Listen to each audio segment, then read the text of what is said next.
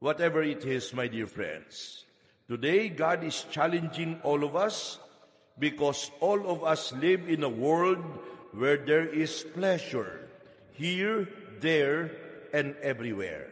St. Augustine again said, "Where your pleasure is, there is your treasure. Where your treasure is, there is your heart. And where your heart is, there is your happiness." We ask, where is your heart?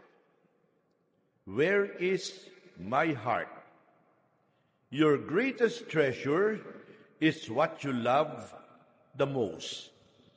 Because in the Gospel of Matthew it says, "For where your treasure is, there is your heart." My dear brothers and sisters,